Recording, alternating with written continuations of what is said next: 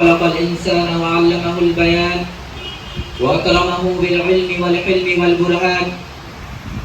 ونشهد أن لا إله إلا الله وحده لا شريك له، له الملك وله الحمد، يحيي ويميت وهو على كل شيء قدير.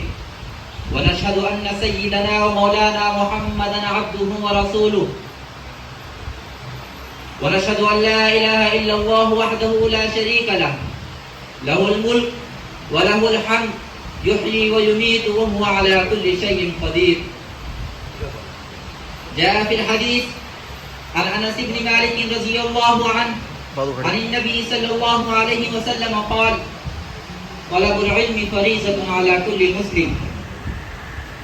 رئيس الحفلة المؤقر والحاضرون الكرام وأساتذة الأفاضل وزملائي في الدروس، أشكركم شكرا جزيلا على أنكم دعوتم هذا الطالب الصغير لكي يلقي كلماته حول موضوع أهمية العلم الديني، فالمرجو منكم أن تسمعوها بكل شوق ونشاط وتعملوا بها، لأن العمل هو الأصل والمطلوب، كما قال النبي صلى الله عليه وسلم: من عمل بما علم علمه الله علم ما لم يعلم. أيها الحاضرون، إن طلب العلم بقدر الضرورة وبقدر ما يعلم به الإنسان الحلال والحرام وأهم المسائل الشرعية فرض على كل مسلم ذكرا كان أو أنثى، كما ورد في الحديث: تعلموا العلم وعلموه الناس. أيها الإخوة الأعزة، كان للعلم أهمية في كل زمان لا يستهان بها، وكان هناك فرق بين العالم والجاهل والعالم والعابد، كما اعتبر في الزمن الماضي القديم. ولذلك قال النبي صلى الله عليه وسلم: فضل العالم على العابد كفضل القمر على سائر الكواكب، وإن العلماء ورثة الأنبياء، وإن الأنبياء لم يورثوا دينارا ولا درهما، إنما ورثوا العلم، فمن أخذه أخذ بحظ وافر.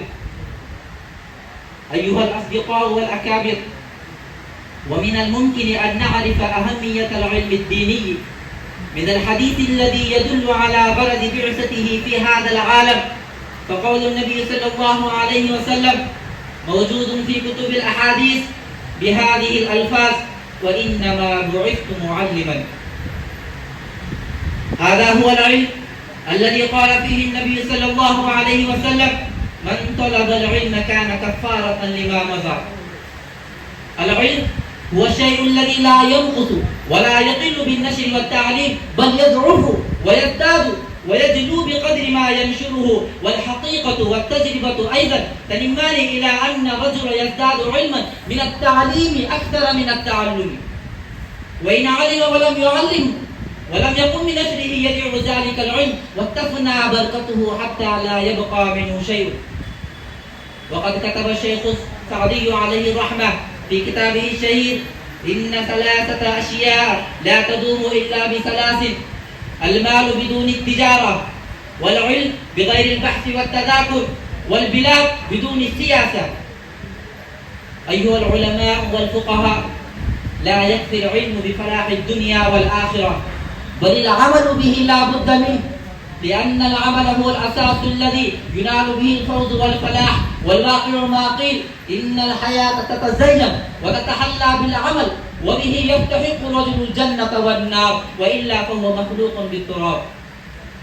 ويقول العلامة الدكتور محمد إقبال: وكان كل مسلم رمحا وعنزة ومفزعا للباطل، وكان العمل في مرآة شخصيته جوهرا، وهو لا يتوكل إلا على قوة عدده، وهو لا يخاف أحدا إلا الله. وأنتم تجدون الموت إن لم يكن علم الأب مستحضرا في قلب الولد، فكيف يرث هذا الولد أباه؟ ويقول الشيخ السعدي عليه الرحمة: لا يكفي حصول العلم بدون العمل، ومن علم ولم يعمل فهو عاجز أحمق، ليس باحثا ولا خبيرا ولا عالما ولا محققا، بل هو حيوان يمشي على أربع وعليه كتب كثيرة. ولذا علينا أن نبذل جهودا جبارة وسعيا كبيرا في سبيل العلم، لأن الله يقول: وأن ليس للإنسان إلا ما سعى وأن سعيه سوف يرى ثم يجزاه الجزاء الأوفى. وفقني الله وإياكم وما توفيقي إلا بالله عليه توكلت وإليه أنيب. وصلى الله على خير خلقه محمد وآله وصحبه وبارك وسلم.